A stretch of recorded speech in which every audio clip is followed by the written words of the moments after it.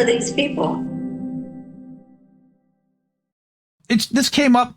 I was talking with my friend Dissent in Bloom about FOIAs, and she was talking about how she submitted a couple of FOIAs about the Election Assistance Commission. And I found this come across my desk. It's a Substack called Open the Books, right? And Open the Books talks about transparency between government and media. So what he says, what they say here is 40 months, the eternal FOIA backlog. So it is illegal for the, for the government to ignore a FOIA request, right? It's written as law. Right. However, it's not written as law that they have to staff this division adequately. So one of the key commitments of the Trump admin is to find enormous efficiencies in federal spending by rooting out waste, fraud, abuse, and self-dealing. But in order for those changes to be enduring, the feds must also radically improve transparency when it comes to public records requests. Here we go. According to new data obtained by Open the Books, FOIA requests last year that were labeled complex had an average response time of 267 days across 416 agencies. Simple requests took an average of 39 days for an initial response, but 31 agencies still took in excess of 100 days on average. But worse is that here we go.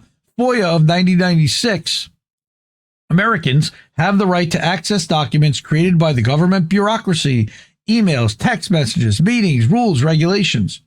If USAspending.gov can show taxpayers how their money was spent, FOIA requests are the key to understanding how the administrative state is spending their time on our dime. So what it basically says was these right now are the average wait times under FOIA. Commerce Department, 836 days. You're waiting 2.5 years for a response, and the response could be completely redacted. The EAC, 266 days. You're going to wait almost a year.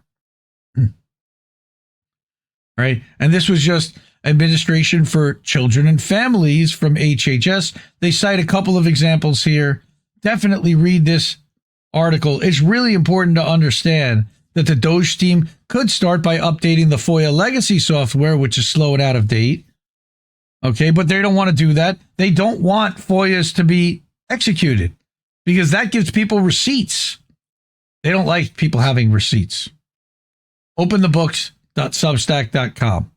Go check that one out on the 40-month backlog. Next, not going to scroll through or read this one, but look at this headline. Summer sewage spills and swimming advisories from our friend and Indie Media Award honoree Erin Brockovich for the Brockovich Report. What you need to know about pollution in the water this summer. All right. What happens when a refreshing dip becomes a health hazard? RFK goes swimming, right? With his grandkids.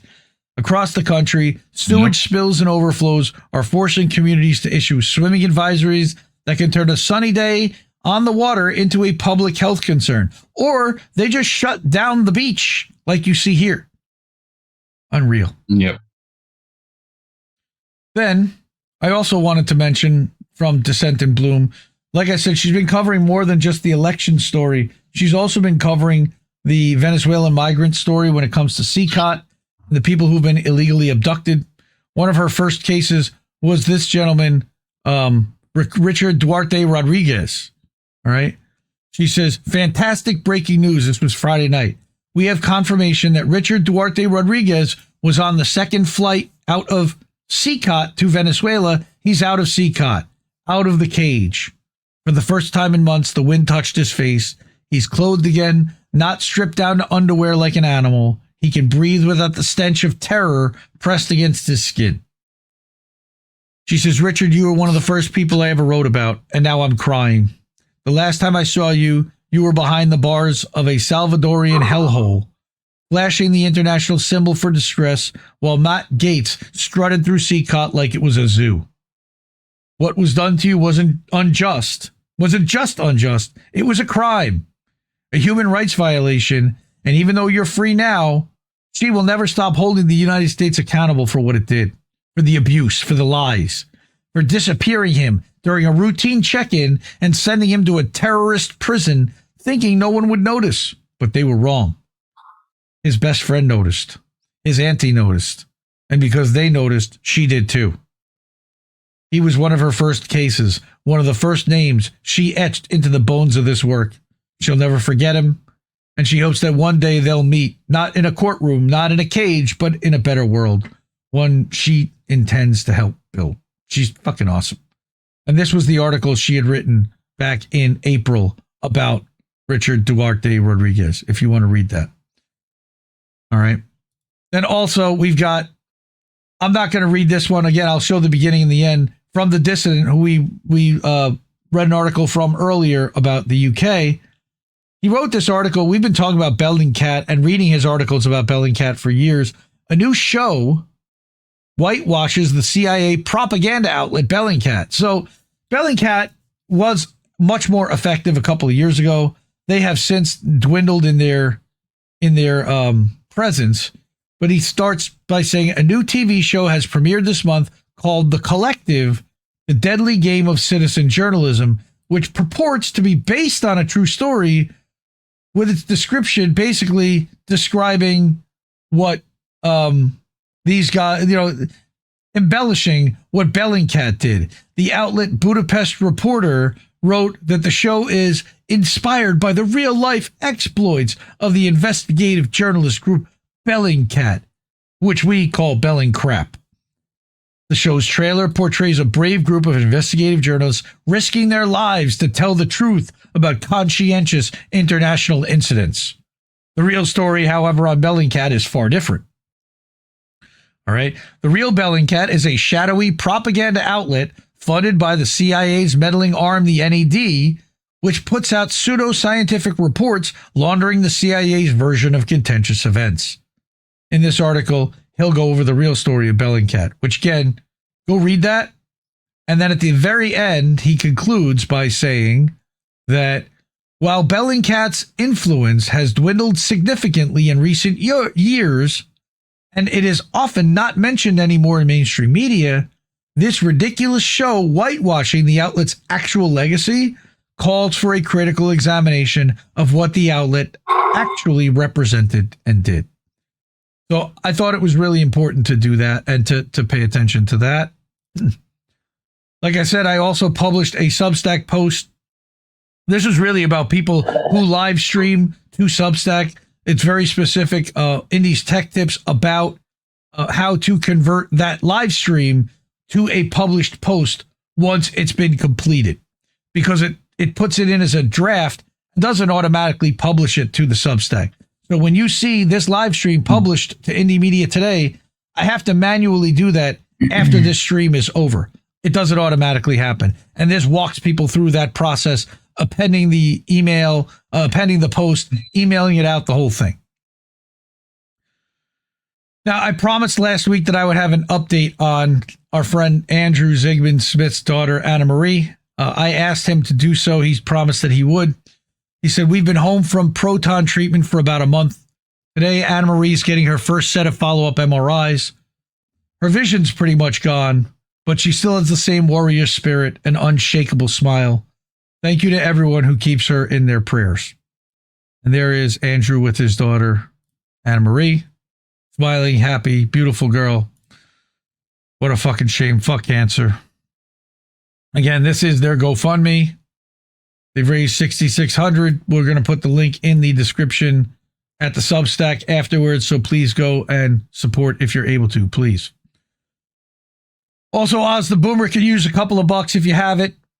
co-fi.com/Oz the Boomer. And we love Oz. Oz is great. I don't know if everybody watched Beauty and the Boomer last night. Great show. They were back for the first time in a couple of weeks. Yes, we all do. And then we've got Halo Benson's daughter, Aspen, who is facing devastating charges after a trip gone wrong. She needs to raise $30,000 for her defense, or she faces 30 plus years in prison. Her GoFundMe also will be posted. She just crossed the $1,100 mark. And again, thank you to everyone who's helped donate some money to help Aspen fight these unjust charges. Want to mention IndieNewsNow.com, where we are live, but it's also the news website where you can see all different content from across independent media. And that undead FOIA guy, the Sleuth News, outstanding publication. We brought that one about they talk about backlogs and submitting FOIAs all the time. We've got anti-war, Substacks, Rumble videos. We've got a bunch of different stuff for you to check out over here at IndieNewsNow.com. You can also, again, keep the news free. And this is where you can put any dollar amount and pay either with Amazon, Cash App, Ko-fi, Google Pay, Google Pay, etc. Put in a credit card directly here through Stripe. That's our old merch store. Our new merch store is over here at indienewsshop.itemorder.com. Buy my merch, little bitch. Buy my merch right quick. Right. Thank you. That somebody did buy, I think it was Bad Cookies, bought an indie t-shirt with the tuxedo, with the tie. I love it. Thank you so much for that. Appreciate it. Again, indienewsshop.itemorder.com. Support the independent media that you want to see. Support INN. These people already have. Thank you so much for doing so. $, Indie News Network over at Cash App. ko-fi.com/Indie News Network. PayPal.me/Indie News Network. At IndieNewsNow.com, which I just showed you. Over at INNnewsletter.com. And at my Substack, IndieMediaToday.com, where all the clips from this show get published. The live stream goes out, and I write tech tips and other articles as well. I love you all, and I thank you for being here. Y'all are the best.